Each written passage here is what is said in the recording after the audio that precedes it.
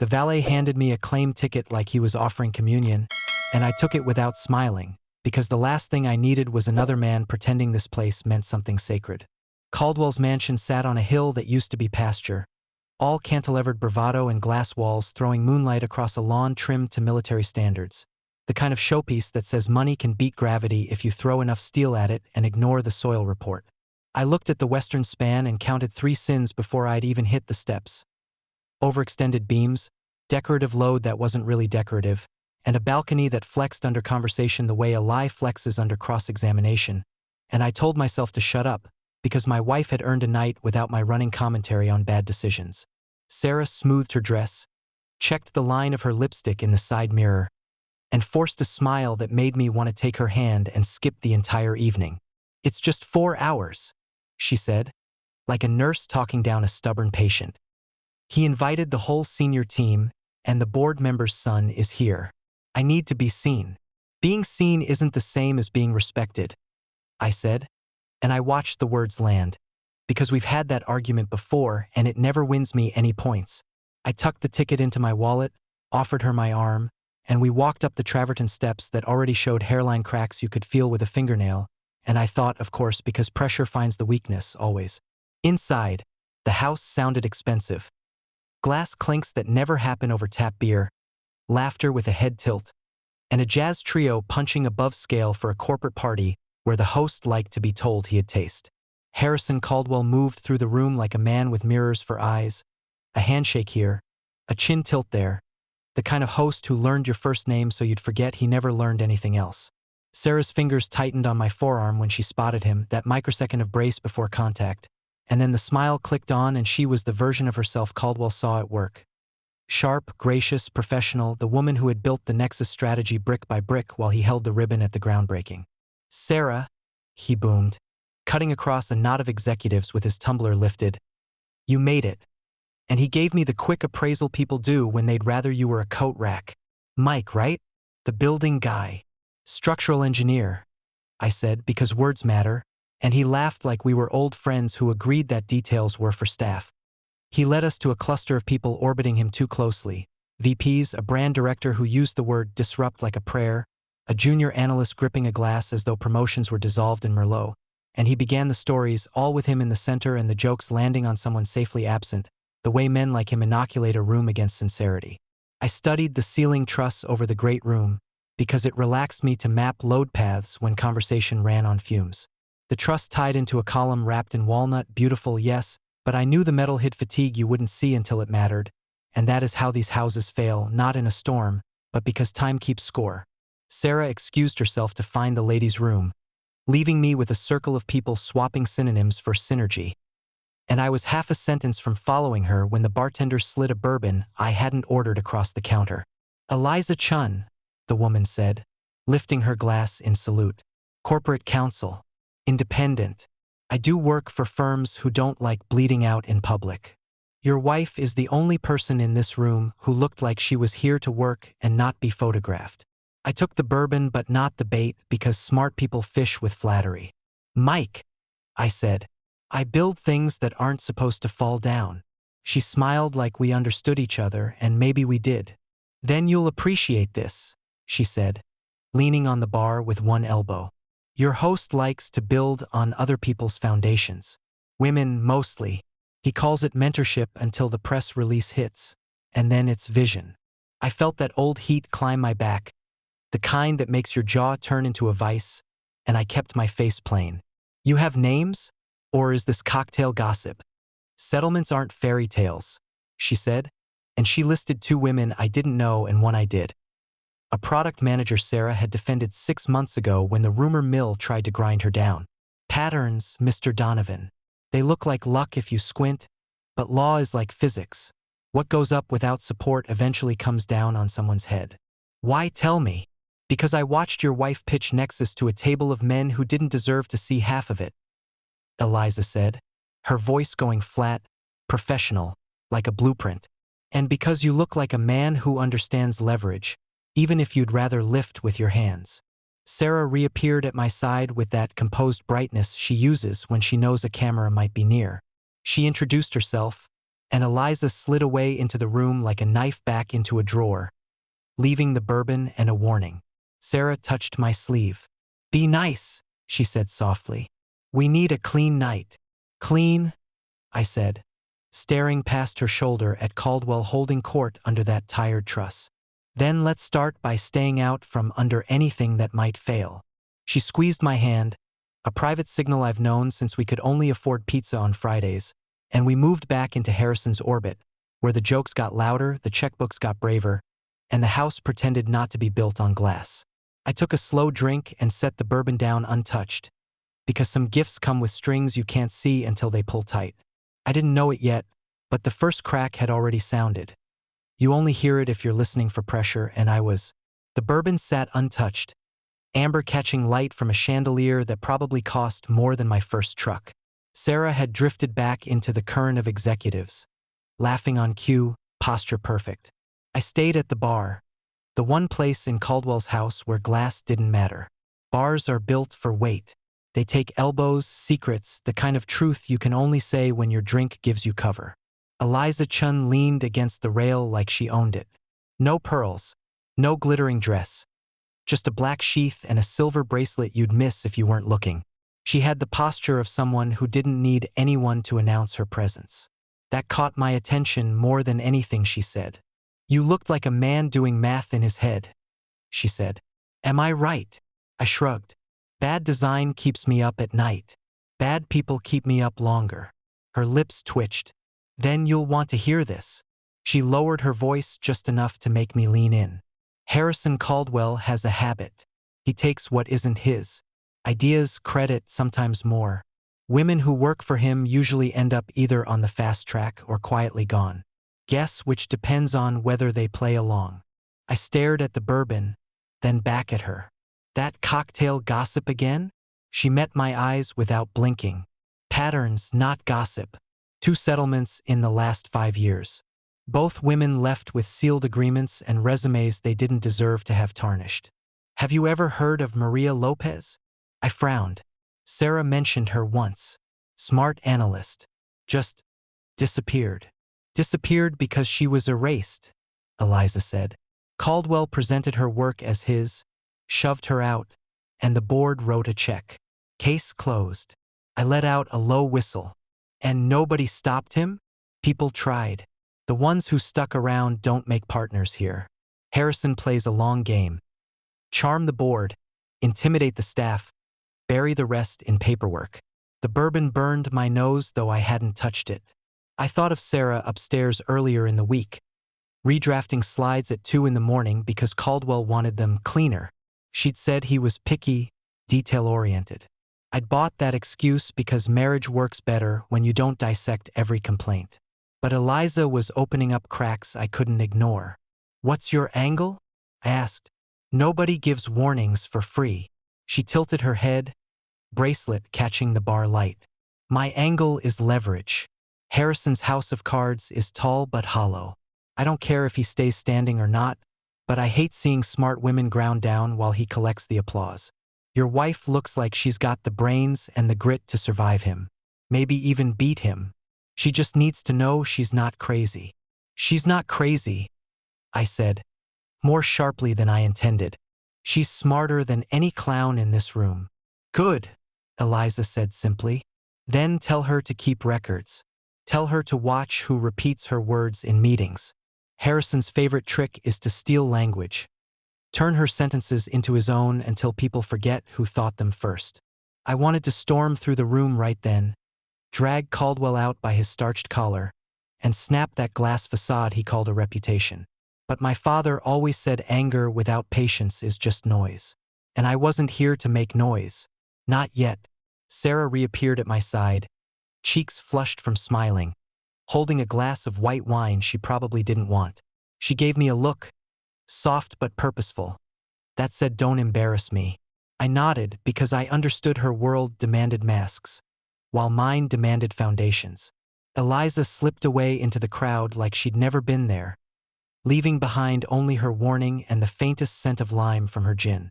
"What were you talking about?" Sarah asked. "Work," I said evenly. "Just work." She accepted that answer because she wanted to. Her eyes darted back to Caldwell, now holding forth in front of a projection screen like a king at court.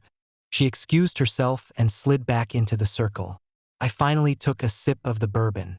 It hit like fire and truth, two things you can't ignore once they're in your system. I set the glass down and wiped my mouth with the back of my hand, scanning the room. Eliza was right. Structures don't fail from one weak beam. They fail from accumulation, from every little compromise nobody fixes. And Harrison Caldwell was one compromised beam away from collapse. I didn't know how yet, but I knew one thing. I'd be there when it happened. Caldwell's mansion had too many doors. Too many rooms where deals were whispered instead of signed.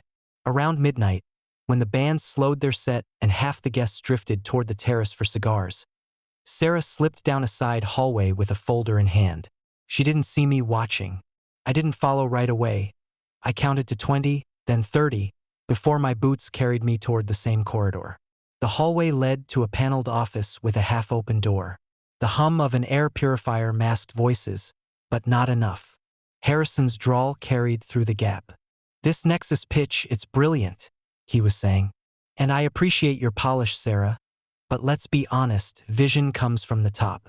You executed, sure, but the board doesn't want to hear about execution. They want leadership. My leadership." I stopped in the shadow, hand tightening on the brass knob. Sarah's reply was quiet, careful. The way she spoke when Ethan was a toddler and she didn't want to set off a tantrum. "With respect, Harrison, Nexus was my strategy. I built it from scratch. The language, the segmentation, even the rollout schedule, that was me." A pause. Then his laugh, sharp enough to make my teeth grind. Sarah, you women always make it about authorship. The company doesn't care who typed the first draft. They care about results. And results need a face." I leaned in just enough to see him through the gap.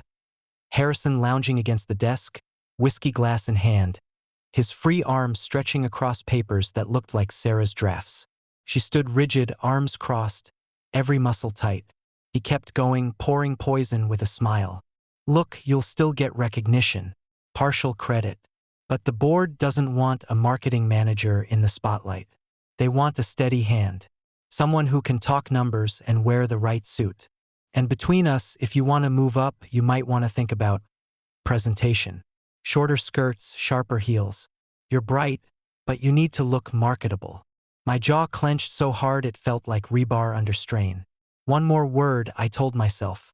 One more word and I break his face. Sarah's voice cracked but didn't break. "You're saying I should stay silent while you take my work." "I'm saying," Harrison replied, lowering his tone, "that you play along. You get a bigger office. You fight me, you get replaced. That's how the game works. Decide which side of history you want to be on." I wanted to storm in, slam him against that designer bookshelf, and remind him that men who build on stolen foundations end up buried under rubble. But impulse is how bridges collapse. Patience is what keeps them standing. So I stayed put, burning the image into my memory. Harrison leaning in too close, Sarah gripping her folder like it was armor. My wife. Talented, disciplined, the woman who had pulled us through lean years with sheer will, was told she was just decoration. Sarah's silence stretched. Then she said, "Thank you for your guidance, Harrison. I'll think about it." She brushed past him, face neutral, and headed for the door. I stepped back just in time, blending into the shadow. She didn't see me. Harrison swirled his drink, muttering something about "good girl" under his breath, and I nearly tore the knob off the door. But I didn't. Not yet. Because men like him don't fall to fists. They fall to evidence, to timing, to weight applied at the precise weak point. I turned and walked the opposite direction, every step measured. My father's voice in my head again. "You don't swing until the foundation's ready to shift." Back in the great room, Sarah rejoined the crowd, her smile painted back on. No one noticed the tightness around her eyes. No one but me. I stood at the edge of the party, drink in hand, watching Harrison float from group to group, laughing like he hadn't just stolen months of my wife's work and dignity in one breath. That's when I made the vow. Not out loud, not even to Sarah. Just to myself, silent and ironclad. I will ruin this man. Not with fists, not with shouting, not by making a scene at his gaudy party. But carefully, precisely, like demolishing a faulty tower so it doesn't topple on the workers below. Caldwell thought he understood power because he controlled the microphone. He had no idea what it meant when a man like me got angry and chose to wait. The bourbon Eliza left me earlier still burned in my chest. I set the glass down untouched. Tonight wasn't about drinking. Tonight was about patience. The house was built on glass, and I just found the first crack. The house was dark when we got home. Sarah kicked off her heels by the door, leaving them in a pile like she always did after nights that stretched her thin. She didn't bother with the kitchen light or the wine we usually poured to come down after events like this. She went straight upstairs, shoulders slumped, purse dangling like dead weight. I followed slowly, because I was still carrying the fire from that office. In our bedroom, she sat on the edge of the bed, unzipping her dress with practiced motions, as if peeling off the night piece by piece. I closed the door behind me and leaned against it, crossing my arms. I heard him, I said. No soft preamble, no warming up the truth. Every word in that office. How he took your Nexus work. How he talked to you like you were. I stopped, jaw tight. Sarah, you don't have to swallow that. She froze mid-motion, then exhaled like air rushing out of a punctured tire. Mike! She rubbed her temples. I didn't want you to hear that. I was hoping, God, I don't know what I was hoping, that he'd keep it clean tonight. Clean. I barked out a humorless laugh. That was blackmail wrapped in cheap charm. He's stealing from you, humiliating you, and you're just supposed to take it. She turned to face me, eyes shadowed but steady. Do you think this is the first time? You think Harrison invented this game? Every step up I've had to fight men like him. Some I could push back against, others I couldn't. You pick your battles, Mike. You can't fight them all and expect to survive. Is that survival? I shot back. Letting him stand on your shoulders while he tells the board he climbed Everest? Her voice sharpened. It's called strategy. If I go nuclear, I'm finished. I lose everything, my team, my seat at the table, the years I put into this career. Sometimes compromise is the only move left. I shook my head, pacing now, the anger pounding like a second heartbeat. That's not a compromise, Sarah. That's surrender. And he's counting on you to keep surrendering. Her eyes glistened, but she held them wide, refusing to let a tear fall. Do you think I don't know that? Do you think it doesn't eat me alive every time I watch him present my work? But if I push too hard, he'll bury me. He's buried others. I can't. Her voice broke, then steadied. I can't risk it all, Mike. Not when I'm this close. I stopped pacing, looked at her, the woman who pulled double shifts when my firm almost went under, the woman who kept us fed when contracts dried up, the woman who knew the corporate wolves by name and still walked into the pit every day. Strong but tired, strategic but cornered. I sat beside her, my hand on the quilt, not touching her yet. I get it, I said finally. But hear me. This isn't your fight anymore. It's mine now too. And I don't let structures like him stand. Not when I know where the cracks are. She looked at me then, sharp, searching. Mike, don't. Please. If you go charging at him, you'll only make it worse. Promise me you won't. I didn't promise. Couldn't. My silence told her everything. She sighed, pulled the covers over her shoulders, and lay down with her back to me. Within minutes her breathing evened, but I knew she wasn't sleeping. Neither was I. I sat on the edge of the bed, staring into the dark, the vow forming solid in my chest. She thought compromise was survival. I knew better. Structures rot from the inside when no one digs out the decay. And I wasn't about to watch my wife's life's work collapse under a fraud who mistook theft for leadership. This wasn't over. Not by a long shot. Saturday morning sunlight cut across the kitchen table, hitting the piles of papers like a spotlight. I hadn't planned to find them. I was hunting for the utility bill Sarah had buried under coupons when I pulled open the drawer and saw a folder marked in her handwriting. Nexus, original drafts. The edges were worn, corners frayed like it had been handled too often. I slid it open. Inside were printouts, emails, drafts with metadata, timestamped revisions. Receipts, as my old man would call them. Proof layered thick as rebar. There were even screenshots from Slack threads where her teammates praised her work, not Harrison's. It wasn't just a backup, it was a defense wall waiting to be raised. I heard her footsteps before she appeared in the doorway, coffee mug in hand. She froze when she saw the folder open on the table. "You weren't supposed to find that," she said flatly. "Then you shouldn't have left it in the bills drawer," I countered, tapping the stack. "This is everything, isn't it?" She set the mug down, lips pressed tight. "I've been keeping track. Every draft, every edit, every compliment or acknowledgement. For years." She pulled out a chair and sat across from me, shoulders sagging. "It's my insurance, in case things ever went too far." My fist curled against the wood. "It already has, Sarah. I heard the man threaten you last night. He's not just stealing credit. He's dismantling you piece by piece." She didn't argue, didn't deny it. I just looked tired. "And what exactly do you expect me to do? March into HR? File a lawsuit? You think they haven't written those chapters already? Harrison's got lawyers who crush people like me before lunch." That was when the phone on the table buzzed. A message from Eliza Chen. "Lunch? I think we should talk." We met her at a downtown bistro where the tables were too close together and the waiters acted like sommeliers. Eliza didn't waste time. She spread her napkin across her lap, leaned forward and said, "If you've got proof, use it, because you're not the first, and the others didn't have the courage to fight." Sarah's jaw tightened. "Or they knew fighting was suicide." "Not if you fight smart," Eliza shot back. "Caldwell's left a trail, whispers, settlements, non-disclosures. Patterns matter. You can use that, but you'll need allies." She pulled a small notepad from her bag, scribbled a name, and slid it across. "Alicia Grant, former colleague. Runs her own practice now. She's sharp, doesn't flinch at corporate muscle. Call her." That evening, Sarah and I sat in Alicia's cramped office above a strip mall, the smell of ink and paper heavier than any perfume.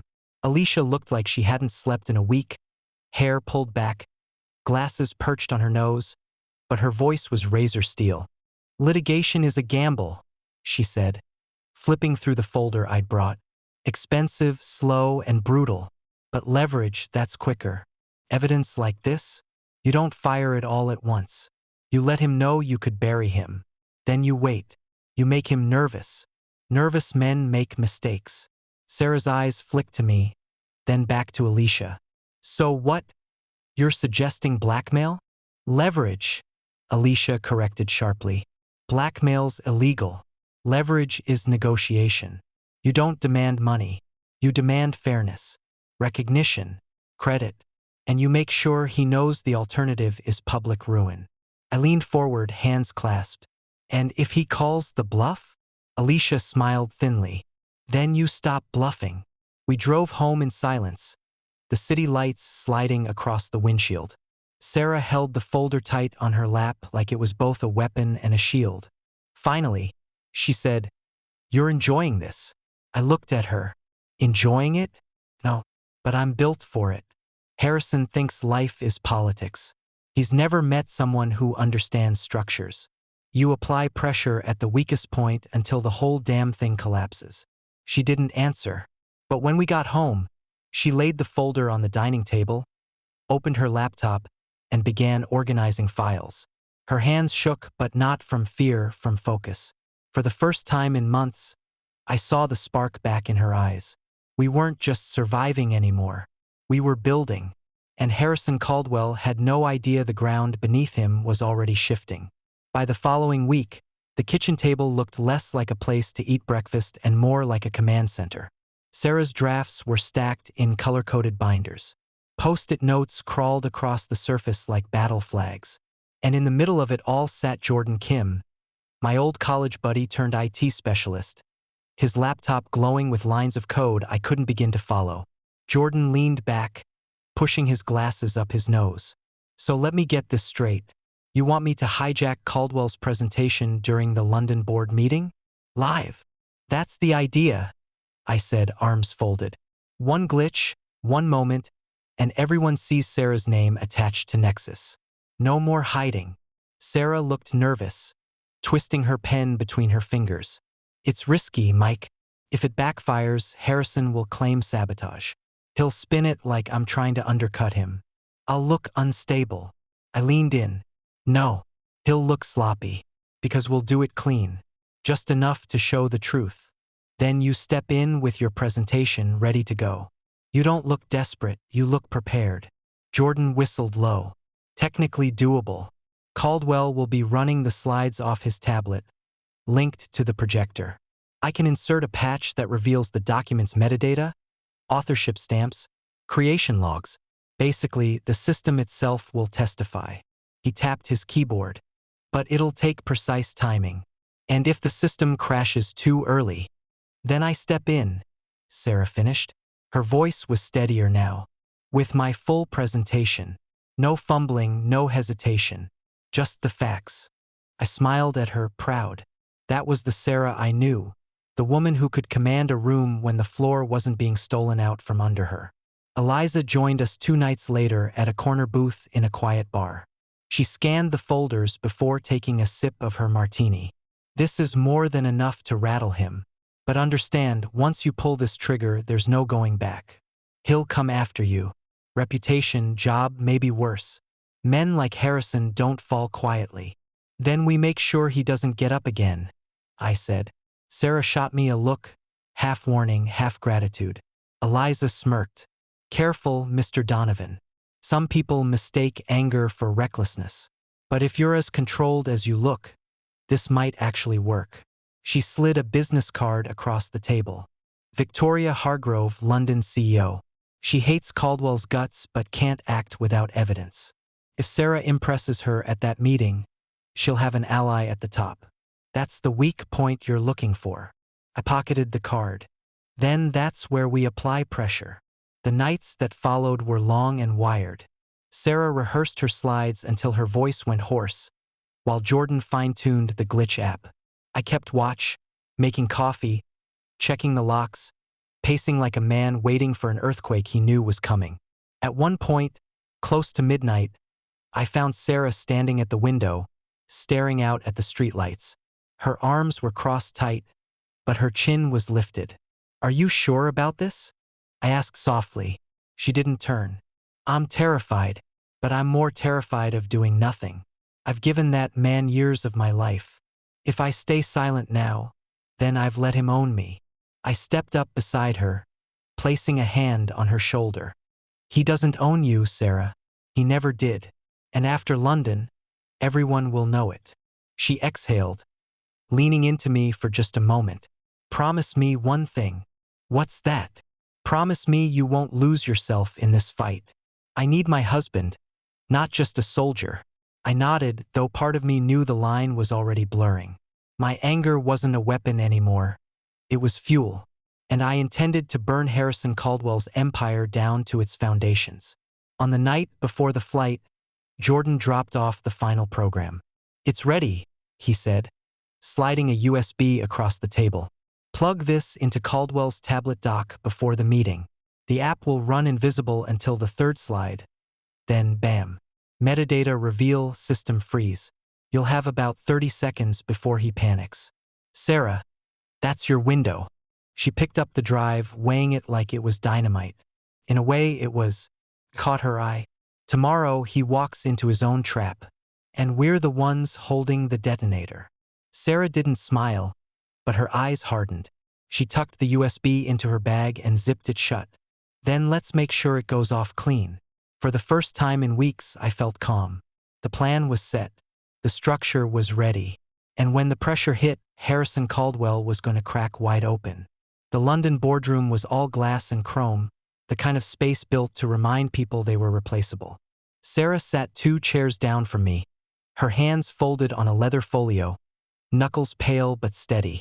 Across the polished table, Harrison Caldwell looked like a man already tasting victory. Perfect suit, teeth bright, voice pitched to charm. He tapped his tablet, and the first slide of the Nexus presentation lit up the wall. I glanced at Jordan's app running silent in the background.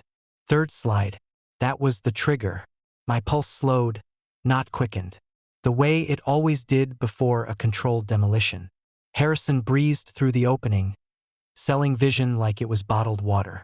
Our innovation pipeline, he declared, flows directly into Nexus, a strategy one crafted to leverage untapped markets. Slide 2, smooth transition. He was in full stride now, feeding the board lines he'd stolen word for word from Sarah's drafts. My jaw tightened, but I kept still. One more. Slide 3. The moment arrived. Harrison swiped, and the screen stuttered, then flashed raw code, metadata spilling across the projection. Author, Sarah Donovan. Created, March 14th, 11:06 p.m. Edited, Sarah Donovan. Line after line of her name filled the screen like a drumbeat. The room shifted. Whispers cut through the polished silence. Harrison froze, stabbing at his tablet. Technical issue, he muttered, jabbing the screen. The system refused to obey. For the first time all night, sweat beaded on his forehead. That was Sarah's cue. She stood, voice clear. If I may, I have a backup copy. No hesitation. She plugged in her drive, and with 2 keystrokes, her presentation filled the screen, clean, sharp, unshakable. The London CEO, Victoria Hargrove, raised an eyebrow, leaning forward with sudden interest. Sarah walked them through Nexus like she'd been born for it. Calm, precise, commanding. The same woman I'd seen at our dining table at 2 in the morning, building the strategy brick by brick while Caldwell skimmed credit. Harrison tried to cut in twice, but board members silenced him with raised hands. And when Sarah reached the section on projected revenue, Jeffrey, the board member's son, spoke up from the far end. His voice cracked but carried. Mr. Caldwell told me to alter timelines and strip Sarah's name from drafts. He said the board would never accept it coming from her. Gasps rippled. Hargrove's eyes narrowed, pinning Harrison like a specimen. Sarah closed with confidence, outlining implementation steps and fielding questions with ease. She wasn't asking for permission. She was proving ownership. When the lights came back up, Hargrove folded her hands. Ms. Donovan, impressive. Clear, substantiated, and evidently yours. She turned to Harrison. You'll explain later why you attempted to misrepresent authorship. For now, let's continue with Sarah. Harrison sank in his chair, color draining. Sarah didn't gloat, didn't even glance his way. She stood tall, thanked the board, and sat back down beside me. Her hand brushed mine under the table. Steady, triumphant. The coup was complete. The structure had cracked exactly where it was weakest, and I'd never been prouder. The boardroom emptied slowly, executives murmuring to one another, eyes darting toward Harrison like he was already a ghost. Sarah stayed seated, calm and upright, her notes stacked neatly in front of her. I could see the steel in her posture, the quiet dignity of someone who'd finally stepped out of another man's shadow. Harrison tried to recover, of course. He always did. He stood, adjusting his tie, forcing a laugh that sounded brittle. Let's be reasonable here. Nexus was always a team effort. I merely provided guidance, mentorship. Mentorship doesn't include forging authorship. Victoria Hargrove cut in. Her voice was cold enough to freeze the air.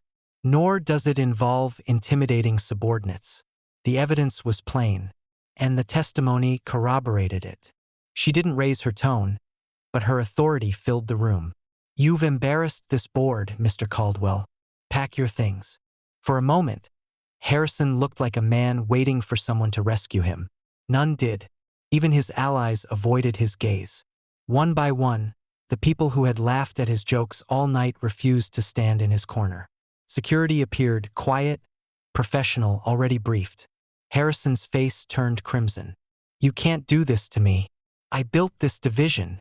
Victoria didn't even blink. You built nothing, and you've stolen enough. The guards waited as he sputtered, then guided him toward the door. He resisted, but only for a few steps. No one said goodbye.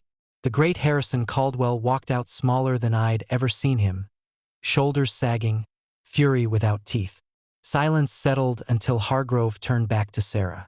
"Interim Vice President of Marketing," she said simply, sliding a folder across the table. "You've earned it. Consider this your proving ground. Show me the same composure and clarity you showed today, and the role may become permanent." Sarah's hands shook as she accepted the folder, but her voice was steady. "Thank you. I won't waste the opportunity." That was it. No victory parade, no applause, just quiet recognition, and that was enough. Because real victories don't come with fireworks. They come with the steady sound of a door closing on a fraud. As we left the building, the cool London air hit like fresh steel in my lungs. Sarah walked beside me, her heels sharp against the pavement, folder clutched tight. For the first time in months, I saw relief in her face. Not the mask she wore at parties, but genuine release. "You did it," I said. "No," she corrected, eyes forward. "We did." I let that sit. My anger had fueled this fight, but it was her strength that sealed it. She'd taken the stage, faced down the man who tried to erase her, and reclaimed her name. Back at the hotel, Eliza was waiting in the lobby. She gave us a nod, almost a smile.